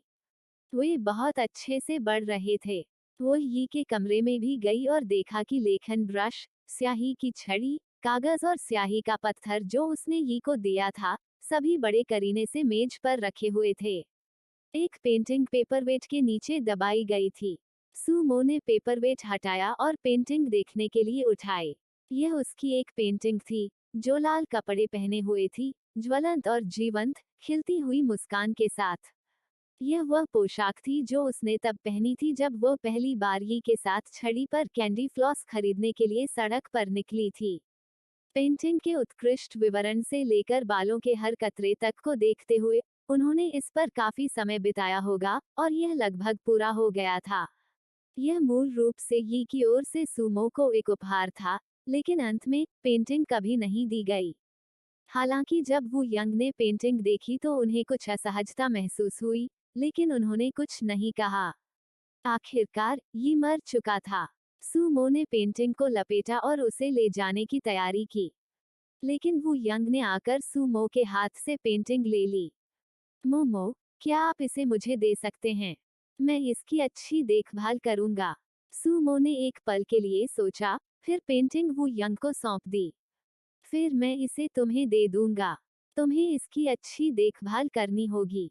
माम, दोनों बाई निवास छोड़ने ही वाले थे कि वू यंग ने अचानक कहा, मोमो, तुम पहले फोर ब्यूटीज पवेलियन वापस क्यों नहीं जाते?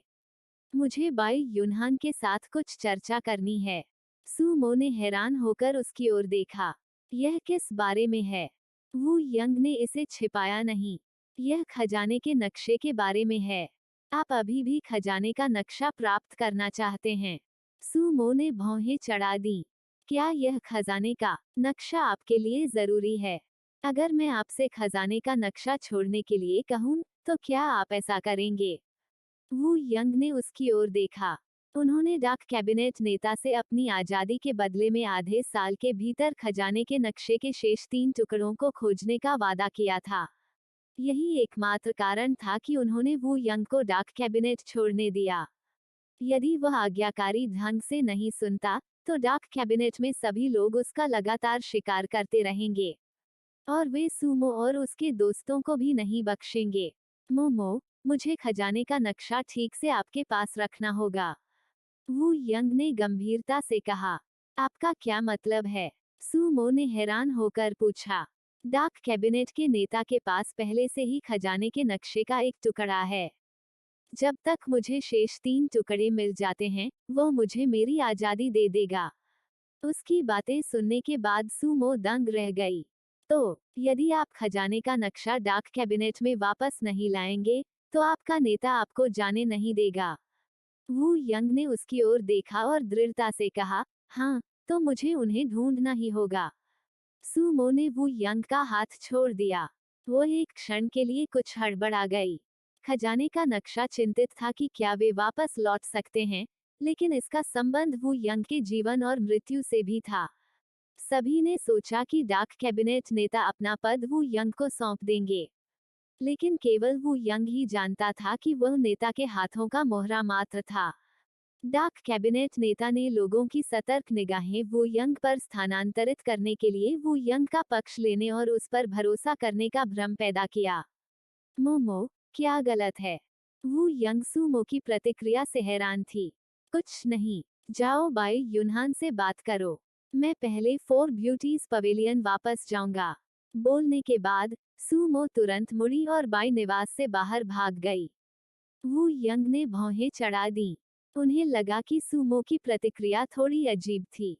फोर ब्यूटीज पवेलियन में वापस, सूमो ने सांगली को काउंटर पर नहीं देखा। वह तुरंत काउंटर के पीछे वाले कमरे में गई और उसने जिया मियाओ मियाओ को पे बनाते हुए देखा। मियाओ मियाओ, सिस्टरली कहाँ गई? सूमो ने पूछा। ओह, मुझे लगता है कि सिस्टरली को कुछ करना था और वह यू यफान के साथ बाहर गई थी, जिया मियाओ मियाओ ने उत्तर दिया। जहां वे गए थे, जिया मियाओ मियाओ ने अपने हाथ में पे हिलाया। मुझे लगता है कि वे जुए के घर गए थे। उन्होंने कहा कि वे गू जेड के बड़े भाई को ढूंढने जा रहे थे। मोमो, क्या तुम्हें किसी चीज के लिए सिस्टरली की जरूरत थी? हाँ, मियाओ मियाओ, मुझे आपसे एक प्रश्न पूछने दीजिए। यह क्या है? यदि जिस व्यक्ति को आप पसंद करते हैं उसके हित आपके और आपके सबसे अच्छे दोस्त के हितों से टकराते हैं, तो आप किसका पक्ष लेंगे? यह इस पर निर्भर करता है कि यह किस बारे में है। यह जीवन और मृत्यु का मामला है। आह, सिया मियाओ मियाओ हैरान थी। इतना गंभीर, आपको इसके बजाय सिस्टरली से पूछना चाहिए। वो अधिक तर्कसंगत है। सूमो ने आह भरी और बाहर चली गई। उस समय सांगली और यू यफान जुए के घर में ही पहुंचे थे। अंदर बहुत भीड़ थी, लगभग सभी पुरुष, शोरगुल और शोर शराबा। सिस्टरली, देखो, यही वो व्यक्ति है। यू यफान ने मोटे भांग के कपड़े पहने एक पतले आदमी की ओर इशारा किया। मैं पिछले कुछ दिनों से पूछ रहा हूँ। इस व्यक्ति का नाम झूम्यू है। उसका कोई परिवार नहीं है। उसके माता पिता की मृत्यु के बाद वह उनकी विरासत पर रहता था और अपना सारा समय यहीं जुआ खेलने में बिताता था। उसने अभी भी शादी नहीं की है या उसके बच्चे नहीं है। चैप्टर 69, मियाओ लोग जहर में अच्छे हैं, क्या उसका कोई छोटा भाई है? सांगली ने पूछा। मैंने उसके पड़ोसियों से पूछा, और सभी ने कहा कि वह अपने परिवार में बिना किसी भाई बहन के एकमात्र व्यक्ति है, यू यफान ने उत्तर दिया। सांगली ने पलट कर देखा और पाया कि झूम यू फिर से हार गया था। वह अपना सिर पकड़कर असंतोष से चिल्ला रहा था, आज मैं इतना बदकिस्मत क्यों हूँ? नहीं, मुझे फिर से प्रयास करना होगा। इस बार मैं छोटा दांव लगाऊंगा। मुझे इस पर विश्वास नहीं हो रहा है। खोलें, खोलें, खोलें। बड़ा, बड़ा, बड़ा, छोटा, छोटा, छोटा। वाह, इस बार तो यह बहुत बड़ा है। बेकार है, क्या तुम मेरे साथ खेल रहे हो? झूमयू इतना गुस्से में था कि वह हिंसक हो जाना चाहता था। कुछ साहसी लोग आए और झूमयू के सामने खड़े हो गए, जो उससे पूरा सिर लंबा था। युवा मास्टर, यदि आप भुगतान नहीं कर सकते तो आपको हार स्वीकार करनी होगी। यदि आपके पास पैसा है तो आप खेलना जारी रख सकते हैं, लेकिन यदि आप ऐसा नहीं करते हैं, तो हमें आपको छोड़ने के लिए कहना होगा। जब झूमयू ने उन लोगों को देखा, तो वह तुरंत पीछे हट गया। मेरे पास अभी भी पैसा है, मेरे पास है। झूमयू ने जल्दी से अपने कपड़े खंगाले, लेकिन काफी देर के बाद वह केवल कुछ तांबे के सिक्के ही निकाल पाया। यह देखकर मनबड़ लोगों ने तुरंत झूमयू को पकड़ लिया और उसे जुए के अड्डे से बाहर फेंक दिया। आह, झूमयू को जुए के अड्डे से बाहर निकाल दिया गया और वह सीधे प्रवेश द्वार पर पहुंच गया। आप किसी ग्राहक के साथ इस तरह का व्यवहार कैसे कर सकते हैं? जब मुझे पैसे मिलेंगे, तो देखना कि मैं इस जगह को तोड़ तो नहीं दूंगा। झूमयू अपने नितंबों को टटोलते हुए उठा और गालियां देते हुए चला गया। उसका अनुसरण करें, सांगली ने कहा जब वह और यू यफान उसके पीछे चल रहे थे। उन्होंने झूमयू को एक गली में जाते और कई भयंकर दिखने वाले पुरुषों से टकराते देखा। जैसे ही झूमयू ने उन लोगों को देखा, उसने तुरंत मुड़कर भागने की कोशिश की, लेकिन दो और लोगों ने गली के प्रवेश द्वार पर उसका रास्ता रोक दिया। झूमयू, तुम में कुछ घबराहट है। तुमने मुझ पर पैसे बकाया हैं और मुझे वापस भुगतान नहीं किया है, फिर भी तुम जुआ खेलने के लिए भाग जाते हो। ऐसा लगता है कि तुम मौत मांग रहे हो। उनमें से कुछ लोग अंदर आ गए और झू म्यू को मुक्का मारना और लात मारना शुरू कर दिया। आह, मुझे मारना बंद करो, बंद करो। झू म्यू ने अपना चेहरा ढक लिया और जमीन पर गिरकर छटपटाने लगा। मारपीट के बाद आखिरकार वे लोग रुक गए। झू म्यू जमीन पर पड़ा था, उसका चेहरा पहले से ही चोटिल और सूजा हुआ था।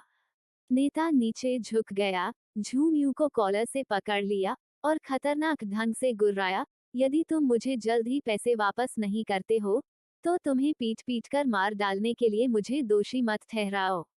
मेरे पास पैसे नहीं हैं, मेरे पास सचमुच नहीं हैं। वो पैसे नहीं हैं। मैंने अभी अभी सुना है कि आपने कुछ समय पहले एक सुंदर लड़के को उठाया और उसे फुहुआ बिल्डिंग को 50 टन में बेच दिया। और अब आप मुझे बता रहे हैं कि आपके पास पैसे नहीं हैं। आप मौत की मांग कर रहे होंगे। उस आदमी ने झू म्यू को फिर से मुक्का मारा। बॉस, बॉस, मैंने पहले ही सारा पैसा जुआ खेल दिया है। मेरे पास वास्तव में कुछ भी नहीं बचा है। लानत है। उस आदमी ने झू म्यू को फिर से मुक्का मारा।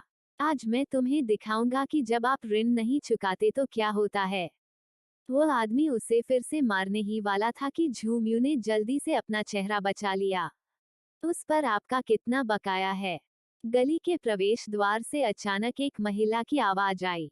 उस आदमी ने ऊपर देखा तो सांगली और यू येफान वहां खड़े थे। यह देखकर कि यह एक युवा महिला थी, आदमी का स्वर थोड़ा नर्म हो गया। मिस, क्या आप इस झूम्यू को जानती हैं? सांगली ने झूम्यू पर नजर डाली और फिर से पूछा, उस पर आपका कितना बकाया है? वो आदमी झिझका। 5 टन चांदी। मैंने इसे आधे साल पहले उसे उधार दिया था, लेकिन यह कमीने मुझे वापस भुगतान करने के बजाय जो भी पैसा मिलता है उसे हमेशा जुआ में उड़ा देता है। सांगली आगे बढ़े और चांदी का एक थैला निकालकर उस आदमी को सौंप दिया।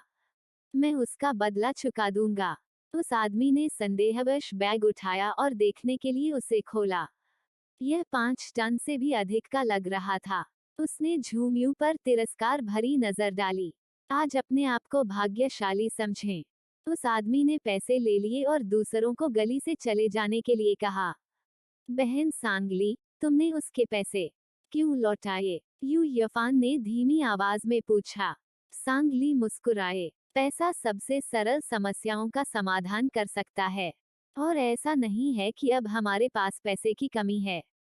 एक पूर्व कॉर्पोरेट कार्यकारी के रूप में, निश्चित रूप से उनके पास पैसे की कमी नहीं थी। हालांकि पैसा महत्वपूर्ण था, उसके दिमाग में पैसे से जो कुछ भी हल किया जा सकता था वह सबसे सरल मामला था जिसके लिए किसी अतिरिक्त प्रयास की आवश्यकता नहीं थी। सांगली को उसके लिए पैसे वापस करते देख झूम्यू तुरंत उसके सामने झुक गया। धन्यवाद मिस, धन्यवाद मिस। झूम्यू के तरीके को देखकर सांगली घृणा महसूस करने से खुद को नहीं रोक सके। एक वयस्क व्यक्ति जिसके हाथ पैर पूरी तरह से काम कर रहे हैं फिर भी पूरी तरह से बेकार है, पूरे दिन जुआ खेलने के अलावा कुछ नहीं करता, वह ऐसे पुरुषों से नफरत करती थी जिनमें महत्वाकांक्षा और उत्साह की कमी थी। मैंने मुफ्त में आपकी मदद नहीं की, सांगली ने शांत भाव से कहा। झूम्यू हैरान था। तो मिस, मैं आपके लिए क्या कर सकता हूँ? मुझे बताओ, तुमने गुजी को कहाँ से उठाया? सांगली ने सीधे पूछा। गुजी का नाम सुनकर झूम्यू दंग रह गया और उसकी आंखों से घबराहट झलकने लगी।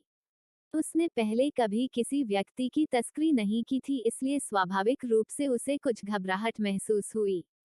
मैंने उसे एक पहाड़ पर पाया। कौन सा पहाड़? यहाँ के दक्षिण में यू लिंग पर्वत है। मैंने सुना है कि उस पर्वत पर आध्यात्मिक मशरूम है, इसलिए मैं पैसे के लिए बेचने के लिए कुछ इकट्ठा करना चाहता था। लेकिन झूम्यू ने चिल्लाया, कोई मशरूम नहीं मिला और इसके बदले में उससे इतना डर गया कि उसकी मौत हो गई। जब आपने उसे पाया तो क्या वह घायल था?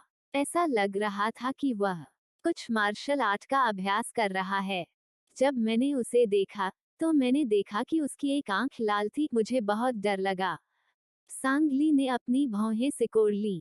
तो जब आपने उसे पाया तो उसे कोई दुख नहीं हुआ? फिर उसने अपनी याददाश्त क्यों खो दी? पहले तो नहीं, लेकिन कुछ ही देर बाद मैंने उसे खून थूकते हुए और बेहोश होते हुए देखा। क्या तुम्हें डर नहीं लगा? फिर भी तुम उसे ले गए। मैं उसके अच्छे कपड़ों से बता सकता था कि वो शायद किसी अमीर परिवार से था। मैंने सोचा था कि जब से मैंने उसे बचाया है, वह जागने पर मुझे धन्यवाद देगा और मुझे अच्छा इनाम देगा। लेकिन जब वो अंततः उठा, तो उसे केवल अपना नाम गूजी याद था, जबकि बाकी सब कुछ जा चुका था। तो तुमने झूठ बोला कि तुम उसके भाई हो और उसे फुहुआ बिल्डिंग को बेच दिया। मैं और क्या कर सकता था? जब मैं मुश्किल से अपना पेट भर पाता था तो उसे खाना खिलाता था। झूमियू ने अपनी आंखें घुमाईं। आखिरकार मैंने उसे बचाया, तो क्या यह उचित नहीं था कि उसने मुझे किसी तरह बदला दिया? सांगली ने उस पर एक नजर डाली। क्या तुम्हें डर नहीं लगता कि वह किसी दिन अपनी यादें वापस पा लेगा और बदला लेने के लिए तुम्हारे पीछे आएगा? झूमियू डर से कांप उठा। पैसे के जुनून में उसने इतनी दूर तक नहीं सोचा था।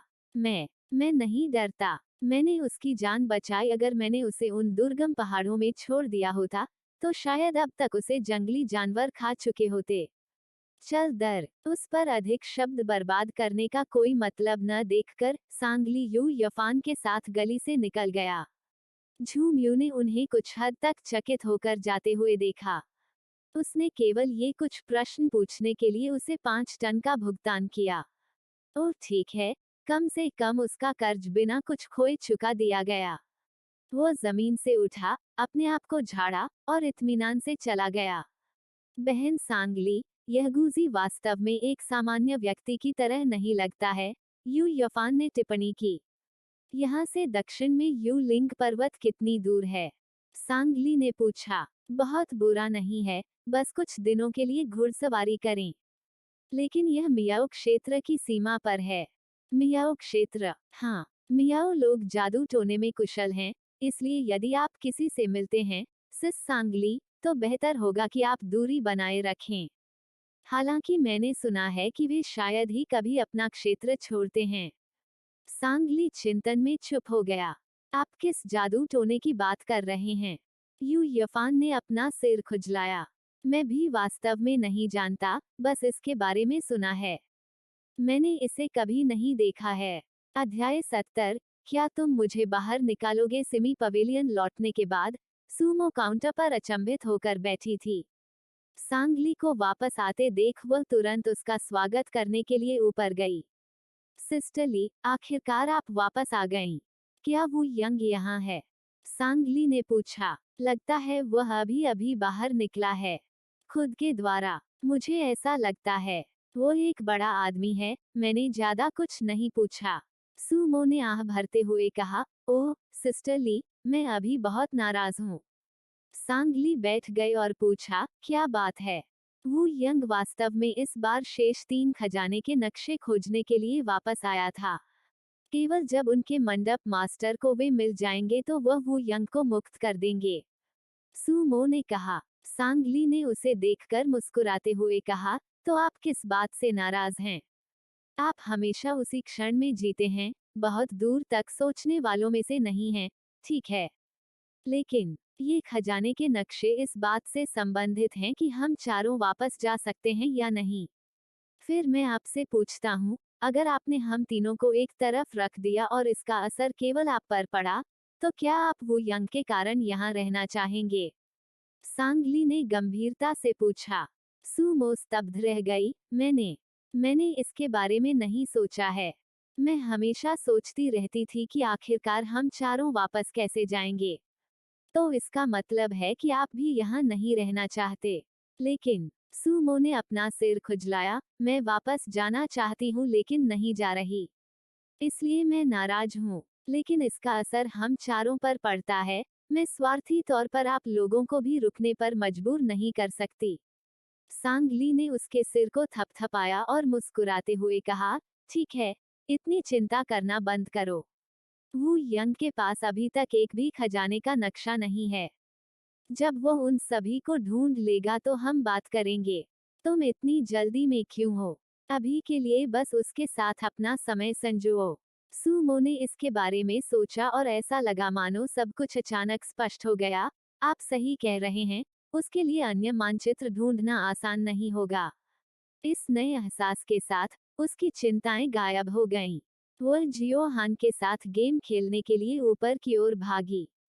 सुमो को पीछे देखते हुए सांगली की अभिव्यक्ति गहरी हो गई। मुझे क्षमा करें, मोमो। वू यंग को अब खजाने के नक्शे देखने देना शायद सबसे अच्छा विकल्प है। तभी गुजी बाहर से लौटने लगा। सांगली को काउंटर पर देखकर वह जल्दी से अपना चेहरा छिपाने के लिए आगे बढ़ा और अंदर घुस गया। लेकिन सांगली ने उसे पहले ही देख लिया था। गुजी, सांगली ने उसे बुलाया। गुजेड के कदम ठिठक गए, रुक गए। सांगली उसके पास गया और देखा कि वह अपना चेहरा ढक रहा था। वह देखने के लिए करीब झुकी और गुजी ने छिपने के लिए जल्दी से अपने दूसरे हाथ का इस्तेमाल किया। सांगली ने उसका हाथ पकड़ा और खींच लिया, जिससे उसके चेहरे पर घाव दिखने लगे। तुम्हारे चेहरे को क्या हुआ? सांगली ने पूछा। मैं। गुजी ने अपना सिर नीचे कर लिया, मैं दुर्घटनावश गिर गया। गिर गया। सांगली को स्पष्ट रूप से इस पर विश्वास नहीं हुआ। तो फिर तुम कहाँ गए थे? मैं कुछ खरीदने के लिए बाहर गया था। क्या खरीदें? बस एक जोड़ी जूते खरीदे। तो फिर जूते कहाँ हैं? वे कस्टम मेड हैं। मैं उन्हें कुछ दिनों में लेने जाऊंगा। उसे हकलाता देख सांगली ने उस पर दबाव नहीं डाला। उसने उसकी ओर देखा और आह भरी, गुजी, जब तुम होश में हो तो तुम अपनी मार्शल आर्ट का उपयोग नहीं कर सकते। गुजी ने सच्चाई से उत्तर देते हुए सिर हिलाया। हाँ, मैं यह भी नहीं जानता कि मैं मार्शल आर्ट कर सकता हूँ। मैं उस तथाकथित बड़े भाई को ढूंढने गया था जिसका आपने उल्लेख किया था। उसने कहा कि उसने तुम्हें जेड स्पिरिट माउंटेन पर पाया। जब उसने तुम्हें देखा तो ऐसा लगा जैसे तुम मार्शल आर्ट का अभ्यास कर रहे थे। उसने यह भी कहा। सांगली ने उसकी आंखों में देखा, उसके स्वर में जिज्ञासा थी। तुम्हारी एक आंख लाल थी।